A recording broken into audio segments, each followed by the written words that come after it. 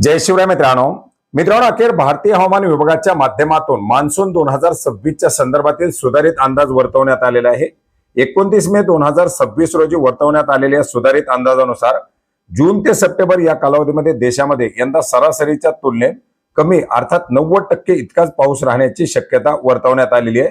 मित्रांनो, या नवीन अंदाजानुसार वर्तवण्यात आलेल्या ज्या शक्यता आहे त्याच्यामुळे राज्यातील काही जिल्ह्यामध्ये अतिशय दिलासा, काही जिल्ह्यामध्ये दिलासा तर काही जिल्ह्यामधील शेतकऱ्यांचं टेन्शन मोठ्या प्रमाणात वाढणार आहे।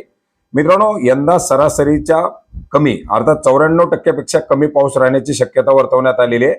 याच्यामध्ये आपण जर पाहिलं तर एकूण पावसाची सरासरी ही 87 सेंटीमीटर एवढी मानली जाते आणि त्याच्या 90% पेक्षा कमी पाऊस राहण्याच्या शक्यता वर्तवण्यात आलेल्या आहेत। याच्यामध्ये महाराष्ट्र, मध्य भारत, दक्षिण द्वीपकल्प या भागामध्ये 94% पेक्षा कमी तर वायव्य भारतामध्ये 92% पेक्षा सुद्धा कमी पाऊस राहण्याची शक्यता वर्तवण्यात आलेली आहे। या पर्जन्य कालामध्ये एकंदरीत पावसाचा तुटवडा राहण्याची शक्यता ही जास्त म्हणजे 60% एवढी वर्तवण्यात आलेली आहे। मित्रांनो, एकंदरीत आपण जर पाहिलं तर सध्याची जी काही परिस्थिती आहे या परिस्थितीनुसार विषुववृत्तीय प्रशांत महासागरामध्ये तापमान सरासरीच्या पातळीवरती आहे, म्हणजे सध्या परिस्थिती तटस्थ आहे, याला इस्नो म्हणतात, ज्याच्यामध्ये अल निनोचाही प्रभाव नाही आणि ला निनाचाही प्रभाव नाही। याच्यामुळे मान्सून हंगामामध्ये अल निनोची स्थिती तयार होण्याची शक्यता वर्तवण्यात आलेली आहे, ज्याच्यामुळे येणाऱ्या काळामध्ये पावसाचं जे काही प्रमाण असेल ते थोडंसं कमी होण्याच्या शक्यता वर्तवण्यात आलेल्या आहेत।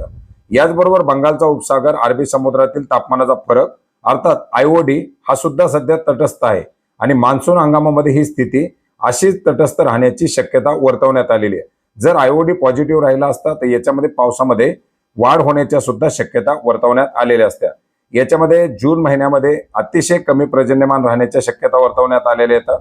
जुलैमध्ये थोडासा चांगला पाऊस राहील आणि पुढे ऑगस्ट आणि सप्टेंबरमध्ये सुद्धा पावसामध्ये पुन्हा एकदा कमी येण्याची शक्यता वर्तवण्यात आलेली आहे।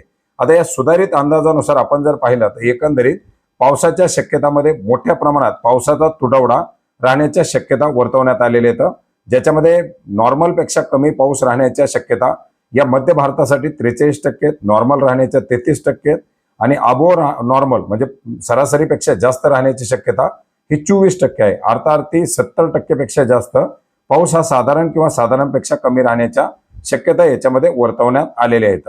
आता याच्यामध्ये आपण जर पाहिलं तर महाराष्ट्राच्या चित्रामध्ये एकंदरीत जे काही नंदुरबारचा एखादा तालुका, याचबरोबर जळगाव किंवा छत्रपती संभाजीनगर ज्याचा उत्तरेकडील भाग किंवा बुलढाण्याचा पश्चिमेकडील भाग, याच्यानंतर अहिल्यानगर जिल्ह्यामधील काही तालुके, पुणे जिल्ह्यातील पूर्वेकडील तालुके, अशा प्रकारचे हे जे काही तालुके आहेत, याचप्रमाणे अमरावती जिल्ह्यातील काही तालुके, या तालुक्यामध्ये अतिशय कमी म्हणजे सरासरीपेक्षा खूप कमी पाऊस या भागामध्ये राहण्याच्या शक्यता आहेत। इव्हन दुष्काळाची परिस्थिती सुद्धा या तालुक्यामध्ये उद्भवू शकते।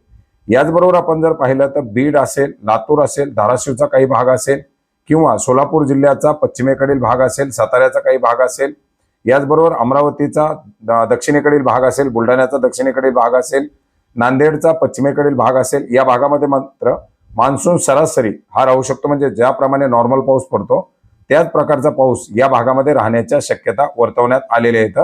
याच्यामध्ये नागपूर जिल्ह्याचा पश्चिमेकडील काही भाग असेल किंवा नांदेडचा पश्चिमेकडील काही भाग असेल, याचबरोबर अमरावतीचा दक्षिणेकडील भाग असेल, या भागामध्ये मात्र पाऊस सरासरीपेक्षा जास्त राहण्याच्या शक्यता वर्तवण्यात आलेल्या आहेत।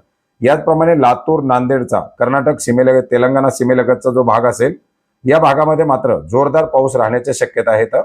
याच्यानंतर भंडारा आणि गोंदिया याचबरोबर गडचिरोलीच्या काही भागामध्ये सुद्धा सरासरीपेक्षा जास्त पाऊस राहण्याच्या शक्यता आहेत। मात्र इतर जो काही भाग असेल, ज्याच्यामध्ये कोकण असेल, मराठवाड्यातील इतर भाग असेल, उत्तर महाराष्ट्र असेल किंवा विदर्भ असेल, याच्यामध्ये मात्र सरासरीपेक्षा पाऊस हा थोडा कमी राहण्याच्या शक्यता आहेत। एकंदरीत आपण जर पाहिलं तर धाराशिव, बीड, लातूर, जालन्याचा थोडासा काही भाग, याचबरोबर सोलापूरचा पश्चिमेकडील भाग असेल किंवा पुणे जिल्ह्याचा, सातारा जिल्ह्याचा पूर्वेकडील भाग असेल, या भागामध्ये मात्र शेतकऱ्यांना थोडासा दिलासा राहू शकतो, पाऊस सरासरी इतकाच राहू शकतो, अशा प्रकारच्या या ठिकाणी शक्यता वर्तवण्यात आलेल्या आहेत। आता याच्यामध्ये जून महिन्यामध्ये पावसाचा खंड किंवा जून महिन्यामध्ये पाऊस कमी, त्याच्यानंतर जुलैमध्ये पावसाची वाढ, अशा प्रकारच्या शक्यता देण्यात आलेल्या आहेत। एकंदरीत जून महिन्यामध्ये जो पाऊस होणार आहे याच्यामध्ये नंदुरबार आणि नाशिक जिल्ह्याचा जो उत्तरेकडील भाग आहे या भागामध्ये सरासरीच्या खूप कमी पाऊस राहू शकतो, अशा प्रकारच्या शक्यता वर्तवण्यात आलेल्या आहेत। एकंदरीत महाराष्ट्रामध्ये, संपूर्ण महाराष्ट्रामध्ये सुद्धा सरासरीच्या कमी पाऊस राहणार आहे। मात्र याच्यामध्ये छत्रपती संभाजीनगर दक्षिणेकडील भाग किंवा छत्रपती संभाजीनगर पूर्ण जिल्हा, याच्यानंतर सातारा, सांगली किंवा सोलापूरचा काही भाग, पुणे जिल्ह्याचा पूर्वेकडील भाग, याच्यानंतर धाराशिव आणि सोलापूर, याचबरोबर काही लातूरचा भाग, नांदेड जिल्ह्यातील काही भाग, भंडारा गोंदियाचा काही भाग आणि गडचिरोली जिल्हा, याच्यामध्ये मात्र जी काही पावसाची सरासरी असते ही पावसाची सरासरी राहण्याच्या शक्यता वर्तवण्यात आलेल्या आहेत। याच्यामध्ये धुळे जिल्हा आणि नंदुरबारचा पूर्वेकडील भाग हा सुद्धा सरासरी इतकाच पाऊस जून महिन्यामध्ये राहू शकतो अशा प्रकारच्या शक्यता वर्तवण्यात आलेल्या आहेत। आता याच्यानंतर पुढे जुलै ऑगस्टच्या संदर्भातील किंवा अल्निनोच्या संदर्भातील ज्या काही परिस्थिती बदलतील त्याच्याबद्दल अपडेट येत राहतील आणि जे काही अपडेट येत राहतील ते अपडेट सुद्धा आपण वेळोवेळी जाणून घेण्याचा प्रयत्न करणार आहोत। भेटूयात नवीन माहितीसह, नवीन अपडेटसह। धन्यवाद।